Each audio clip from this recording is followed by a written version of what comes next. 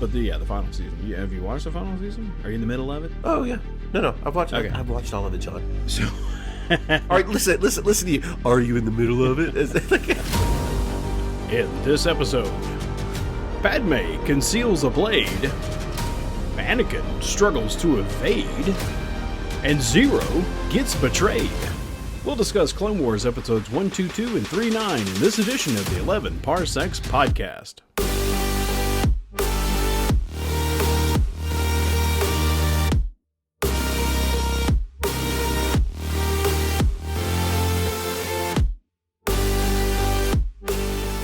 Hello, and welcome to episode 40 of the 11 Parsecs podcast. My name is Eric. I'm here with my good buddy John. Hello! Big celebrations! And in celebration, we always have every 20th episode, we did so on the 20th. I mean, we didn't do it on Ziro, but on the 20th episode, we cracked what for our brew for the night? A bottle of Chimay Grand Reserve. And we are toasting again tonight with some original authentic Trappist product, Grand Chimay, Grand Reserve. But we talked about this. This is a little bit of an intricate bottle opening, and I don't want to spill it on my couch either. So let's go ahead and pop these bad boys. You good with that, John? Yeah. Any bottle that has a cage on it, is worthy of respect. People, okay, watch your corks out there. Yeah, watch your corks. Don't aim it at your dog. My dog's sitting right next to me, so I don't want to. Try not to stare straight down at the bottle as you're opening it. All right, I'm about to pop mine. You got the cage off, man. You're fast. I am. Premature poppage. The tasty Chimay's under there. All right, here we go. It's nice and slow. Nice and slow. Nice and slow. Yeah, nice slow for. Ease it. Ease it. Don't stop. Don't stop. Don't stop. Oh. Was it good for you too? I think it was great for me, John. I'm already drinking mine, but yes. Oh man, that's a good beer. I forget how beery. I don't know what's the word. Not beery, but how full this beer tastes. You know what I mean? Like it's a thick beer. Like I just want to sip it. I don't want to just drink it. It's definitely a sipper. If there is a sipper in beer world, it is Grand Reserve. Well, happy 40th, John. Thank you. I mean, we're feeling young again. We're getting into season 3 of Clone Wars. Tonight was a really, let me just say this: the episodes that we're discussing tonight was a really weird sequence, in my opinion. For those that don't know, we're doing everything in BBY chronological order. So we're taking all the Disney new canon up until a certain point that started in 2021, and we are going in chronological order of the Star Wars universe. And tonight we kind of got a little weird. We've been getting into season 3 of the Clone Wars, and then tonight we're actually jumping all the way back to season 1 of the Clone Wars, episode 22, and then we're going to jump back into season 3, episode 9 of the Clone Wars also. And we also had a book that we were going to kind of review, or not a book, but a story in a book, but we'll probably do it on the next podcast, because I will freely admit that I did not watch it or read it. But it's basically going to be telling us the same story that we saw in the first episode we watched, episode 22 of season 1, from a different point of view. So we'll get back into that. We'll make sure we review that. But did you? So we've talked about it before when we first saw Cad Bane. We were like, oh, it's our first time seeing Cad Bane. Technically, we should have seen him probably about a year ago whenever we went through season 1. I just didn't realize that this episode got kind of skipped. Did you? Right. I had many questions seeing that we were going to jump all the way back to late season 1. And as we will get into, I get it now. Yeah, it makes total sense. I mean, the list that we're going by did a really good job, because it does now put everything in sequence. And it's kind of weird that we've had a little bit maybe of the Ziro the Hutt story toward the end, or toward the middle of season 3, and then now we get the conclusion back in season 1, because I guess there was just a summary episode about it or something. I don't know. It was kind of weird. It was good though. I mean, I'm glad we watched it in this order. It definitely weird. Definitely glad to have watched it in the recommended order. So what did you think of 22? So it's always fun to start off, with your anti-hero audibly snapping a guy's neck, because kids show. You know? Seriously, and Crunch. also too, I thought it was kind of cool. It's kind of like the whole A team of bounty hunters that he had there, especially the weird like frog fish guy, whatever he was. Yeah.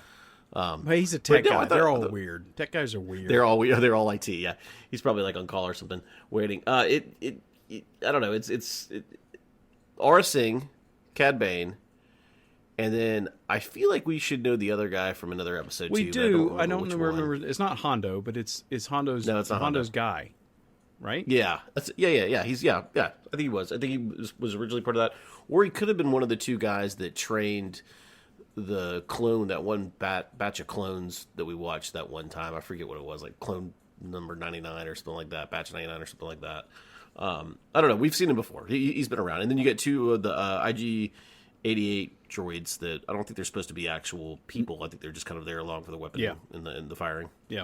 But the Senate gets taken over. Really weird how Padme has Anakin's lightsaber because of just this weird thing that happened. And Anakin's running around without his lightsaber, and it kind of shows how feeble he is a little bit without the lightsaber. He still kicks some butt, but he did. He defeated the robot, not handily, but decisively. And it was very strange when they all realized that he doesn't have a lightsaber, which was that was kind of a weird part. Very good deduction. He doesn't have a lightsaber because he didn't slice the robot in half. Right, but it was weird. Like he just immediately knew that, and I was like, "Is the guy going to really think about that?" I mean, I don't know. Maybe they do. Maybe that's the life of the bounty hunter. What was weird to me was they all immediately thought, "Oh, well, he's a baby now. Let's go get him." He still kicked your butt. He just yanked your gun right out of your hand from 30 feet away. What did you think was going to happen? I also thought it was a little bit weird at the beginning of the episode when Cad Bane and Aura Singh and all of them walk up and they like have that little attack against all the, and he audibly snaps the guy's neck, where they have that little attack against all the Senate guards. They pan up to the window, and you wouldn't think that Anakin would know something's up. Like they literally just had this gunfight right out their window. That's true. That's a good point. And I was like, really wouldn't thick windows. Some kind of alarm bells? Yeah, I guess really thick, or your Jedi powers didn't sense. If you really think about it, none of this makes any sense. But we know that it has to play out this way. Okay, I mean there should be far more levels of security, not just taking out one guy, and you're in. And we kind of got a little bit from the ones we reviewed in the last episode that Cad Bane was going to be doing something, trying to, because remember he scanned C-3PO's mind to get the Senate map. And then you knew it was doing some other mission for the Hutts. But I really didn't think that he was going to be just brazenly walking up and, kidnapping all these senators and then really kind of not caring whether they live or died toward the end. Right. That's pretty brutal. I mean, that's a pretty brutal little story about it. In the last episodes that we watched in season 3 with the mind wipe for C-3PO to get the Senate plans, and then the Ziro the Hutt. We knew that the Hutts wanted him to go get Ziro the Hutt.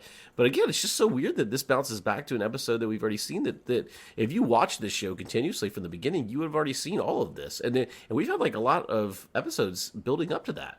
Yes, I don't know. It just seemed really weird. It can't say it enough. It's really, really odd to go back a season and a half.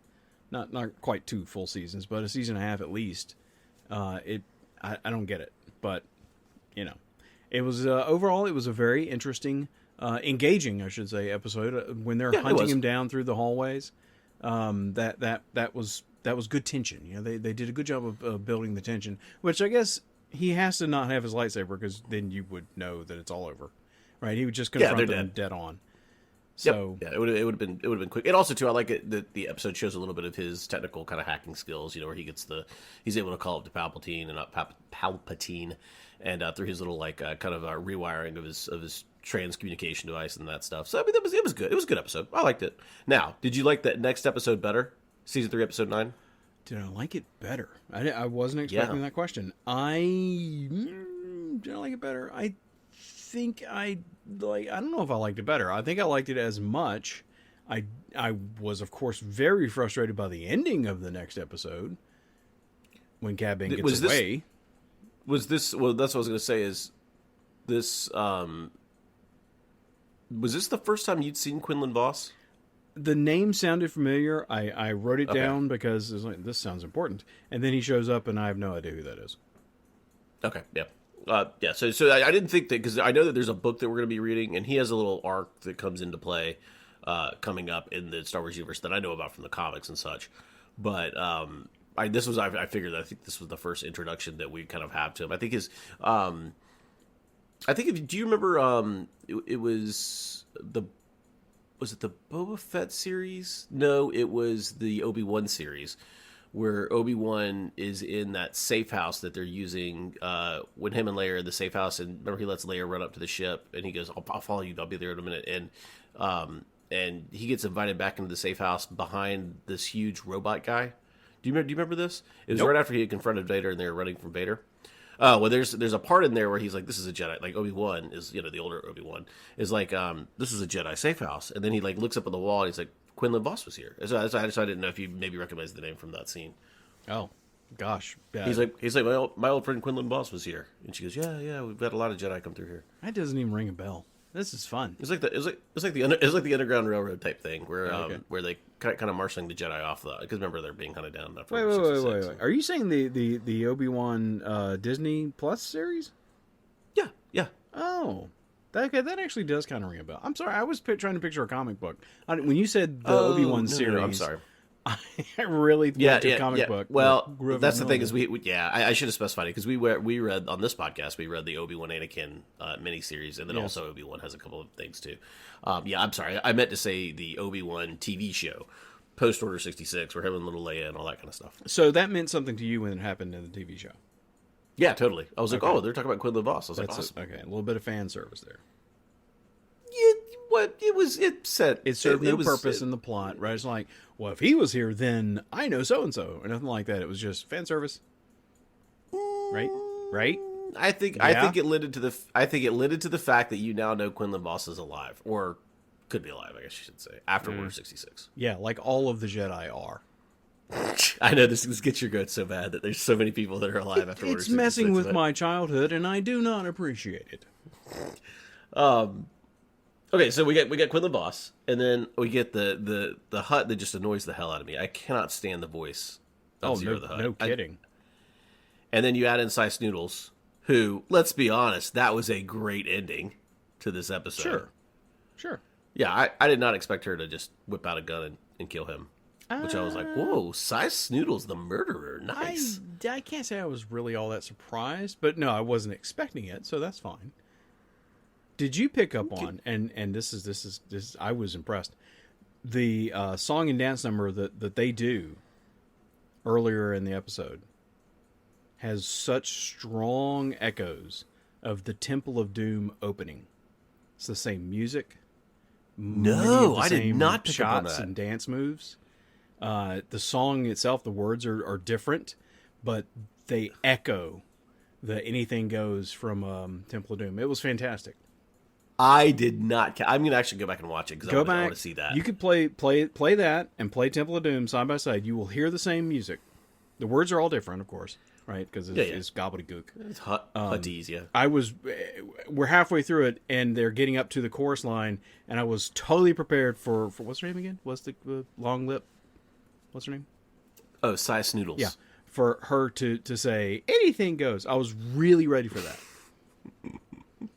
No, it's so cracking me up because I did not make that connection whatsoever at all. They had to know what they were doing. It's way too close. Well, they don't have to worry about licensing either. Right. There you go. Yeah, so to the bag. Yeah, I don't know. I like the second episode, I think, a little bit more than I like the first episode. I like seeing a Hutt mummy. Yeah, Hutt mummy was wicked. And the Mama Hutt and Hutt mummy. That was kind of weird. Mama Hutt was weird. She's a big girl. I don't know. She was. It's kind of gross. Like I don't know. That was kind of weird. She's using those little like black slime creature things as a hairdo. She stacks them on her head. Yeah, she stacks them on her head. Yeah, and then also too, I was like a little bit confused because they walk into this low little hut thing out on a swamp, and then you walk in and she's like this towering figure that looks like she should be like 3 stories up. It's just kind of weird. I didn't pick up on that. You're kind of right. Yeah, then I did like how Quinlan Voss is like just kicks open the door, and Obi-Wan's like, "No, what are we doing? Like, you can't do this." Yeah.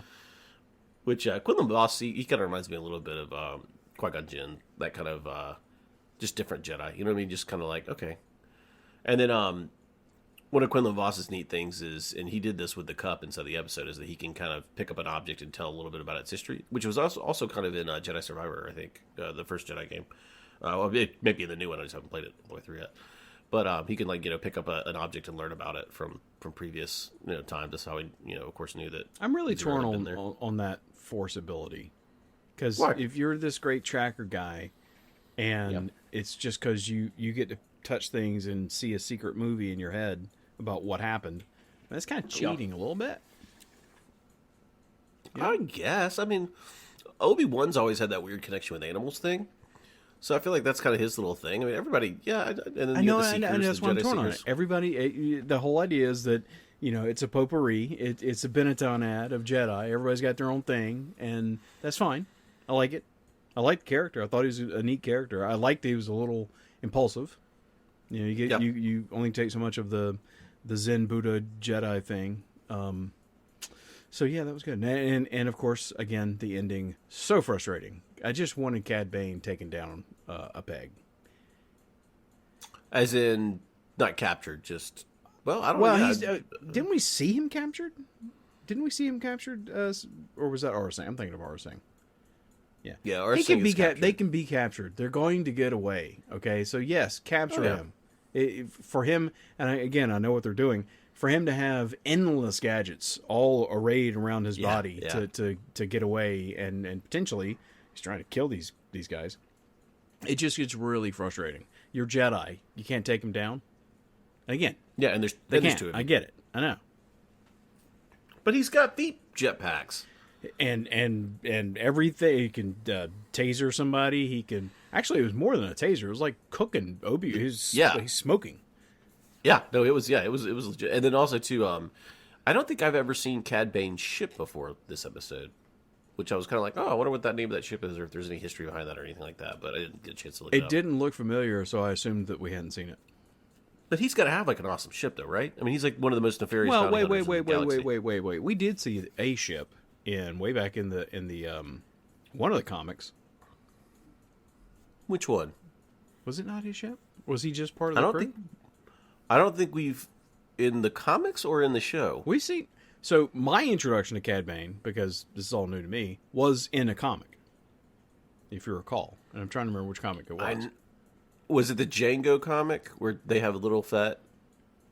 And he's like... or it's little Boba, and he's learning to just now be, a big... He's in that comic. I don't think that was the first one. Okay. Or maybe it was. I'm not sure. Maybe but we'll have to go back and look. Go back and look. Yeah. But maybe that wasn't his ship. Maybe that's just Yeah, that was the one where I think I remember which one you're talking about. I think we did see it, and I think maybe that was the same ship. Although it didn't really ring a bell in my head whenever I saw it. But I don't know. I'll have to do some research on it. I'll report back. Cad Bane's ship. The Baner mobile. The Baner. The Baner.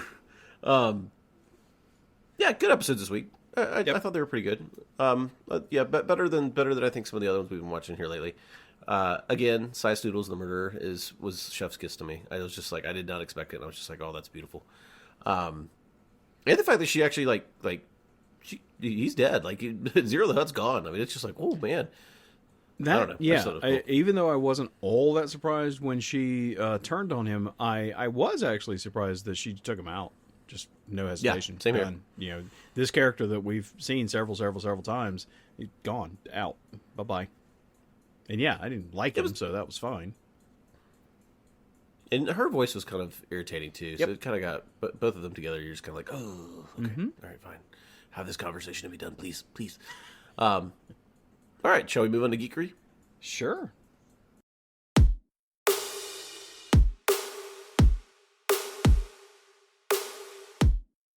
All right, man. What you been watching? What you been reading? What you been playing? I actually have a question. Did we discuss the Bad Batch? Have we discussed that? No, because I asked you not to because I was in the middle of it. Okay, so where are you now? I am still in the middle of it. You're in the middle of everything. You know that? I am in the middle. I made pretty good progress on season 1 because there's a season 2 now, right? Yeah, there's season 2, which is what I want to talk about. Season 2. All right, I'll try to catch up, John. Calm down, man. You need to prioritize the Bad Batch. Well, let me tell you what I have been prioritizing. Okay. Not the Bad Batch. But do we want to talk about Silo? I say go for it, because if you don't know Silo, well, you missed out. Sorry. And we did not talk about Silo in the last podcast, correct? Correct. Okay. Yeah, because I think we're gonna give it a little bit of time to marinate because the ending had just came out. Spoilers. Do not listen to this podcast if you're going to watch the show, because we're going to spoil it, and you don't want it to be spoiled. You seriously do not want... Well, you do not want that show to be spoiled. The ending of season 1, above all else, yes, that will just absolutely ruin the entire... It is truly one of those things that if I knew that up front, it let's dance around the whole thing. Let's dance around the last episode. But I want to talk about it. That's what I want, Scott. All right. I have theories. Actually, I don't have theories. I want to hear your theories. But ooh, okay. So, take us through, what is Silo? Silo is it's based on a series of books which I had actually never heard of, but they seem extremely popular. So I don't know how I missed the books. But see here, how do you set this up? Basically, we learn about a community of people that live inside an inverted silo, being a silo that dives down into the earth versus being on top of it. And it's down really deep, like 114 levels, I think it's mentioned at one point. So like it could be 150. It's really, 150. really deep. Yeah, so it's really, really deep. Down toward the bottom, there's some mines and some other stuff like hard labor. Then you have at the very bottom, you have the mechanics, which our main character is part of at the beginning of the show. And then you have kind of like farming, agriculture levels, and then you have tech levels, and then you have like all this stuff. You have the mayor and the justices and a bunch of other people who are kind of overseeing everything. The mayor is supposed to represent the people. The sheriff's supposed to represent the people. They're voted on by everybody. The justice, what do they call the justice judicial department people? The judicial, yeah. The judicial is kind of like the overseers over all of the silo. And they're like, there's basically secret police. I mean, it's they are, but it's also like a kind of like a back and forth struggle, because they want to honestly give the mayor and stuff the reins, but sometimes they have to do enforcement duties because they need to make sure that everyone stays safe. And the glory of this show is that you're constantly questioning whether they actually do keep people safe, whether they give autonomy to the mayor and all these other places, and what is their secret motive. Another aspect of the show too that's kind of neat is that if anybody at any time goes to the judicial, I guess it's just the judicial. Oh no, just says at any point, anywhere at all, and somebody hears them. You don't have to go to the judicial. I missed that part. So anytime anyone anywhere asks to leave the silo, they are allowed to leave. I want to go outside. I want to go out. Right. Yeah. And it's a big deal, of course, like whenever somebody does actually want to leave the silo, and it's like a rite of passage in that there's this massive, I guess it's like a video screen. Mm-hmm. They don't. It's not a window because it could be a window. It's at first you kind of think it's a window, but then you realize it's not a window. It's a video screen. Yeah, it's like a big video screen of a camera that's pointed at the exit door, and it's customary for someone to go and clean the window for everybody in the silo to see out of from then on, and then they usually end up dying. Usually, and they die within what, like 20, 30 seconds. Yeah, it's not long at all. Right. And so that's the premise. And again, we're about to spoil the whole thing. So please, if you're going to watch the show, I'm not kidding. If you don't want to be spoiled, please don't turn it off. Yeah. So I thought the ending was absolutely brilliant in two ways. Number one, just the ending itself was very, I don't want to say surprising, but an angle that I didn't think would happen. And then number two, I didn't get the tape thing up until the end. And I thought that was brilliant. I thought that was absolutely brilliant. The tape thing? What's the tape thing? The whole reason she steals the tape is because it's better. And that's what they taped up her suit with. Right. That's why she was able to live longer. It's because she had the tape that was the good tape. You're right. I forgot that little detail, but yes, that did come full circle. That was very nice. It was really, really well planned. I love the most of the season was this huge misdirection, because they make it so clear that what they see in the cafeteria, that big view screen, it's fake. Okay, it's a fake, like a a tape that's being just replayed over and over. The real reality is that the Earth has recovered from whatever devastation it had, and there's green grass and plants and birds and everything, and the silo is conspiring to keep everybody hemmed in for power, right? People in power want to stay in power. Or they somehow delude themselves into thinking that it actually is dangerous. So then when she gets kicked out and realizes it really is devastated, it really is poisonous and dangerous, that was the most brilliant thing. Because I did not see that coming at all. I didn't know what was going to happen. I didn't buy into the whole green thing completely, but I also didn't buy into the whole everything's. Yeah, I didn't know. I thought it was a very good ending in that you are literally led to believe the entire show, and it's not just like it's through actions, like through the actions of the characters, you're led to believe that it's a lie. Or you think it's a lie, and then when she gets up there and it's not, it's wicked. I mean, it's just like you're like, holy crap! And then for them to almost provide a heaven a little bit when you get out. I was like, you gotta be kidding me. I was like, this is like Tim Robbins' character was great. I really was just like, that was great acting. Cobbin's good in it too. I mean, he's every character in that whole. Well, I want you to go back because this is what I wanted to ask you about. So, what was when he says she realizes the truth or it's fake or whatever? What was the deal with the green being? That was the fake thing. Why go to that trouble? Yeah, I think that I don't know the reason that they did the green thing, but it was a hologram. Like she thought it was like because she saw the same birds over and over and over again that she had seen in the past. Yep. And then she had the sheriff's thing, so she would pushed it through into the ground or something like that, and it messed up the hologram. Which also I didn't the badge. Understand. Yeah. What? I don't get that part. I don't know. I don't know if she knew what she was doing there, or if she didn't, or. Was taking the badge to him technically? Well, that's what I'm thinking. Because they're shouldn't they be lying there? Their bodies are actually. We thought their bodies were not there the whole time because it was fake. They were faking all of it, but they really did stumble out there and die, right? Oh yeah. They were dead, and I don't know. But she put the badge through the thing because she knew where he was, and she was like, "I'm gonna put your badge. Here's your badge back." I didn't catch that part, but you're right. And then she pushed through the hologram. And then she pushed through the hologram, and then she was like, "No, there is a body here." And then she's like, "Holy shit! Yeah, like what's going on?" And then the rest of the place, the judicial think that she should be dying soon, and she doesn't because of the tape. So the last scene is really cool, where it's her walking up the top and seeing literally hundreds of silos all outside the city. I'm gonna say dozens. You think dozens? Okay, I'm gonna say dozens because did you pick up on the little keychain with 18 on it that glowed red a couple of times? Oh, were they the 18th silo? Yep, they were silo 18.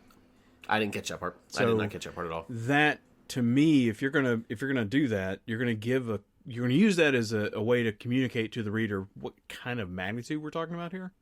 You would have said 192 if it were something really big. So yeah, no, you're right. I agree with that. I agree with that. Yeah, okay. And it should. And what you see in that view, that last view, is probably about 30 or 40. So yeah, I'll go with that. And then you see the city though smoking in the background, which I didn't get because there was never really any mention of a city. Well, there wouldn't be. They have these people, and this is the part that I question. How long have they been in the silo? Like 400 years or something? Maybe 500. They talk about a rebellion. It's definitely multiple generations. Well, 24 generations. And in that time, it's kind of like, it's not kind of like Rise of Skywalker because that was only 30 years and they forget the Jedi exist.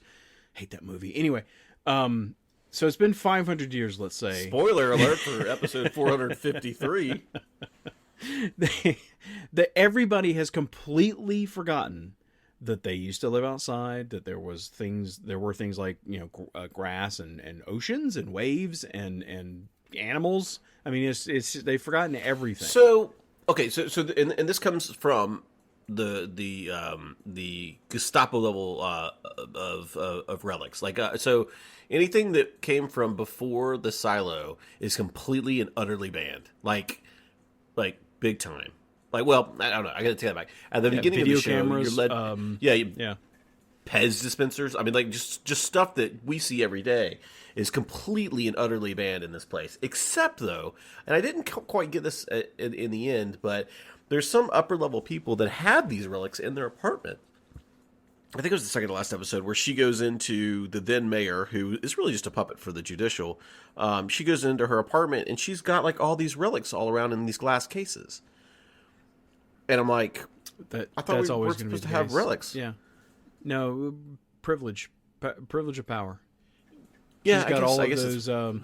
She's got all the liquor, Etch-a-Sketch, the bourbons and stuff. What I'm talking about, she's got stuff that's very, very, very, very old. And she, as mayor, she's been mayor for what, 40 years or something. She gets to enjoy that. And then the guy who took over comments on that he's basically blowing through all that liquor because, my liquor now. I'm trying to think of was it? It was the mayor. It was the mayor's apartment, I think, that had the Etch-a-Sketch and stuff, right? Wasn't it? Or am I thinking it was somebody? Or was it somebody else's? I'm wondering now if it was the main. Was it the judicial guys? The tinkerer guy? Oh, I don't know. Honestly remember the scene you're talking about, so I can't really comment. But the mayor did have. She had the wine and the brandy and all that stuff. Yeah. No, I remember that. And then I enjoyed there was a character in there that was kind of odd because he was very much by the book, and by the book I mean that they actually have a book that they refer to about the pact. I think it's called the pact. That was the agreement between the people and the judicial, and I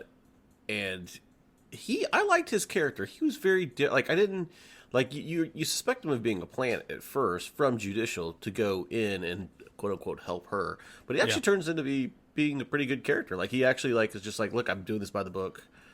It doesn't really matter who you are or what you are. We have a pact. This is what we go with. And he was kind of this weird element of systematic stability that I don't think either side expected. You know what I mean? Like it was kind of, I don't know. I just thought it was interesting. I thought his character was really neat. He's there to stand in as the everyman. Most people just want to do the right thing, and he was trying to do the right thing at every point. And yes, and whether you like that or you didn't like that about him, because there were certain aspects when you're like, oh, I don't wish you wouldn't do that. Right. But yeah, it was good. And then also too, I thought it was really neat that Juliet, the main character, she falls in love with a guy, and they find a way into this I think it was the drill machine for building the silos. It was this massive, and this is it was huge. Yeah, it was so cool. This so far, silos reminding me a little bit of Lost because they're setting up things that they don't explain, and I like it. Right, if you fall apart on it, as Lost did, you're gonna piss me off. But when they got down to the very, very, very bottom bedrock down there with the massive drilling machine that just drilled straight in, made the silo, just drilled straight into the earth. That was fantastic. Is it does every single silo have their own drill that just gets discarded to the side? Yes, absolutely. Was this no? You think so? Yeah. Okay. You know the tunnel, right? The bridge tunnel underneath the English Channel. Yes. Okay. Yes. They had two giant machines that drilled from each side, met in the middle, right? And then what they do with these giant machines, it cost millions of dollars. I don't know. What they did they do? Drove them down into the ground. Just kept on going, and you leave them there. So you're telling me, and I don't know this about the tunnel. In the middle of the tunnel, there are literally two huge machines underneath the tunnel itself. Yes. Yeah, they drilled down, you get them out of the way. You go down 50 feet or whatever it is, and get them out of the way, and then you complete the tunnel itself and lay the tracks, and trains go through.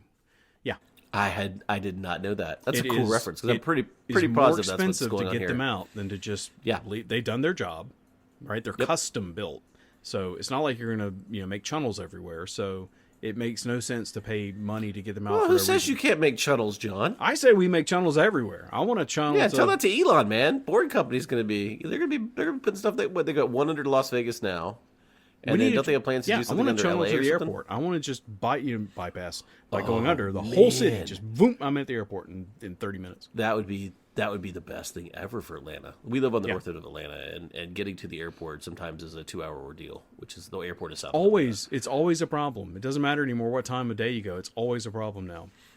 Yeah, that's just Atlanta in general, though, too, traffic-wise. But Yep. I never knew that about the channel. I never knew that they did. And I 100% positive that is what the illusion was inside that story. Yeah. When I saw that, I thought, yeah, that's exactly what you do. I mean, where are you? How are you going to pull it out?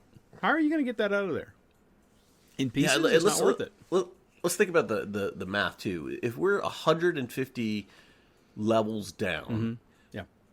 And what a neat thing about this story, and that I really like, is that from the architecture standpoint, there is only one stairwell in the center. I love the setup. I love they have trash chutes and some other stuff on there, but the main way people get around is going up and down stairs every day, and then you have this cool little like side businesses of porters and stuff who run messages up and down, and all they do is go up and down the steps every day. It's really neat. It was really well thought out kind of world.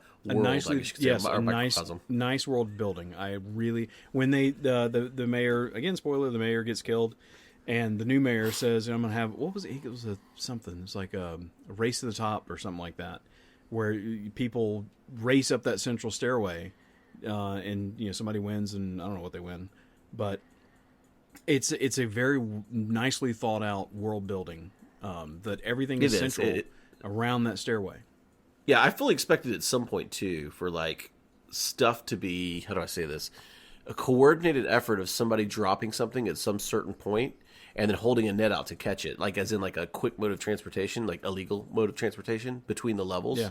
But that never ever happened. I really thought we were going to see that, because after some people die in the show and they fall all the way down to the bottom.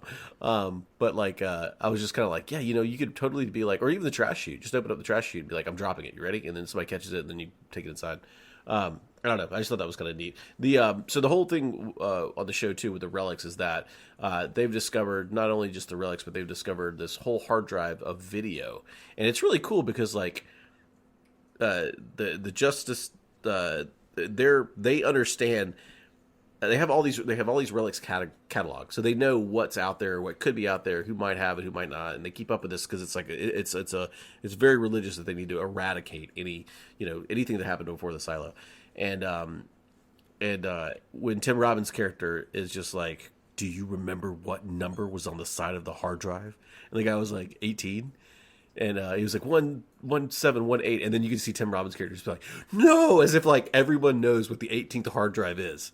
Like, you know what I mean? Like they know, like, oh my gosh, something's wrong. So so is it something to do with their silo, or is it like, it's like yeah, I don't know. I just thought it was really well done. I thought it was really well done. From top to bottom, absolutely, yes, it was. I don't think I expected to like it as much as I did. I liked that there were several episodes that had wonderful cliffhanger endings that they then did not cheat us out of at the beginning of the next episode. They were good cliffhangers that they picked up on and ran with. That was great. It's funny because your allusion to Lost is really apt, because I do get that exact same feeling that I got from that show, except I felt like at times with Lost, though, they created mysteries just to create mysteries that never would have gotten answered. Even with all that filler, even with all the episodes that they did per season, there were still some things that like they just never circled back to. Yeah, and, because they didn't have a plan. Not that we're going to get into talking about Lost, but they didn't have a plan. They were winging it as they went, and they viewed it as a way to spur engagement. Right? We'll show a lot of these little pathways that may lead somewhere. Right? And so that gave them the freedom to pick up on it later if they wanted to, and when they didn't, that means it was a path to nothing, and that is abusing the trust of your viewers. And that's why, it got really annoying.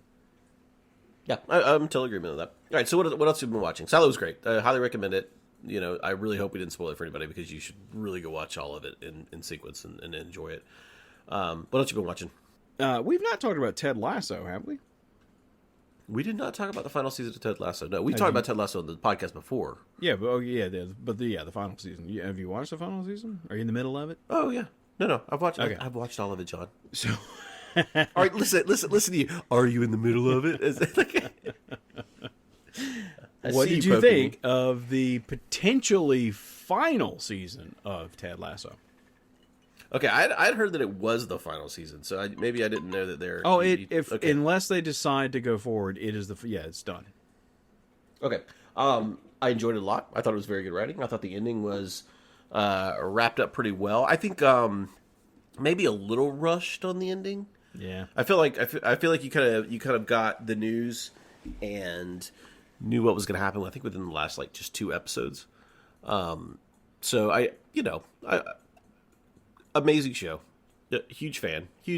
Absolutely love the fact that you can have a show that's honestly a wholesomely good show. I'm not knocking any of the other mental wellness and all that kind of stuff at all. But I'm just saying it was a good feeling show, and I love those kind of shows, and I think it was brilliant writing. I'm going to say that I did not watch it for the longest time, and yet I heard about it incessantly. So when I finally watched the first season, I was duly impressed. Good job, good show. I get it. And the second season was okay. All right, I'm with you. Let's keep this going. Third season really didn't. It was not clicking. Oh, interesting. Yeah, it saved itself a little bit at the end because it's a feel good ending, right? It's meant to make you feel good, pat you on the back. No, that's fine. I guess possibly I feel a little cheated. Because the whole setup of the show is, can this guy, this fish out of water, make good? And he does, and then walks away. That's an interesting take on it. Well, that's what they were going for, right? He decided, he realized what was important to him in life, and it was his son. Yeah, and it took him going through his past with his dad to get to that point, and I thought that was a good story. Yeah. Sure. Yeah, I mean, there's what do you call the muse? Isn't that what Shakespeare used to call the person that just kind of says the most truest words on something? That's May, the bartender lady, was the best muse ever. I think that character should go down in history as as good as it gets. I mean, just the right words at the right time, and it's just said plainly. And I don't know. I really enjoyed the show. That gets to more of what I enjoyed about the show originally was the culture.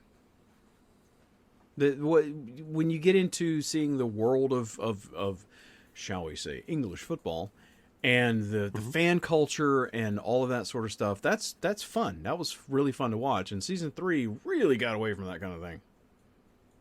It did. I think season 3, they knew they had a platform to deliver a message, and they went really heavy into that message. And it was a good message, and I'm fine with the message. I'm just saying that I think that it veered a little bit more away from the football aspect of everything. And yes, very far away from the football, and that became noticeable. Let me say this. I think the first season was very much about the football, the sports, how somebody like that can win with a team that he's clearly doesn't know what he's doing, and then learn from that. And then the second season was a really deep dive into the people. Mm-hmm. And the third season was a really deep dive into the message. And I wouldn't say season 3 was the best season, because I still think season 1 was probably the best season for me. Yeah. But season 3 was good. It was good writing. It's always been good writing. At some point, you don't tune in to Law and Order for them to veer off and show a school teacher dealing with problematic kids and trying to reach out to them. And that's not what the show is. And that was what they were doing. They get way far afield from why I came to watch the show in the first place. Yeah, why you came to watch the show. I agree with that. Yeah, no, I agree. Have you watched Wrexham at all? Who? Welcome to Wrexham. I don't know what that is. Welcome to Wrexham. You can keep saying those words. I still don't know what it is. Welcome to Wrexham. How many times can WREXHAM? Okay. So it's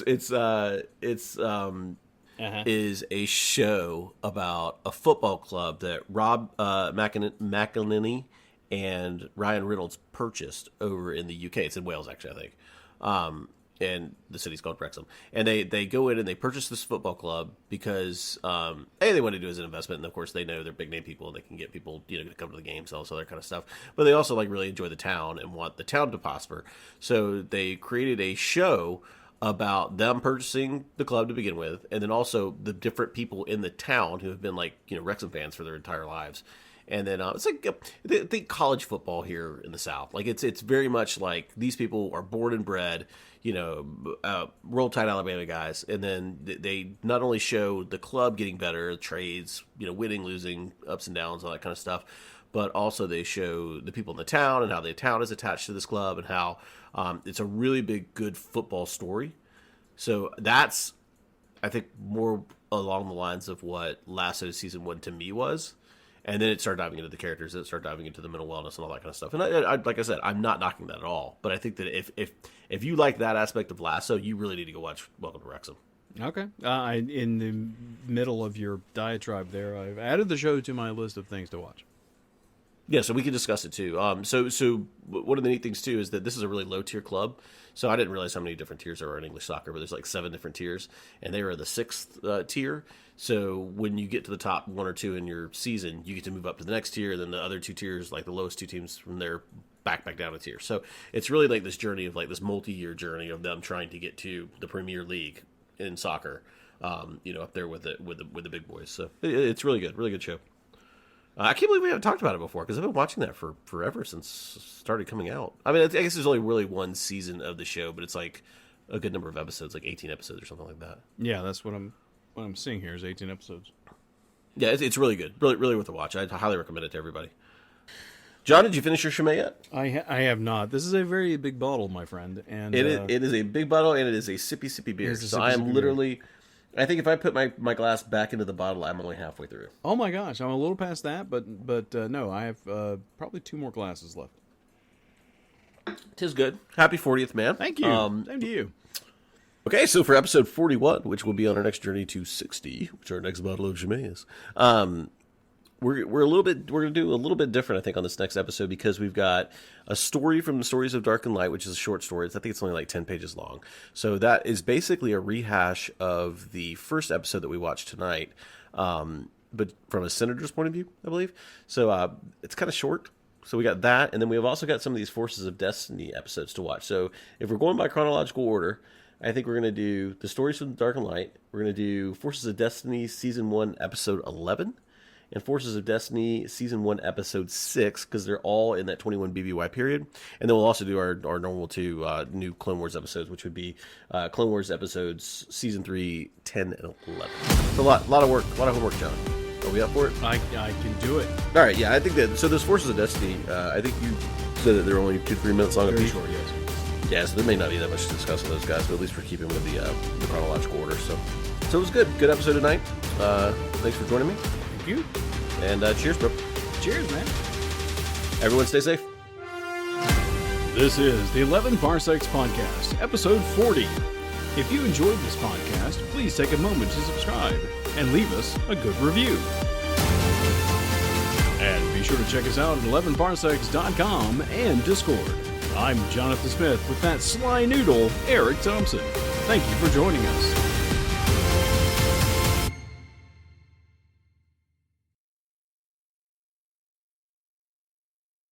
Anything goes.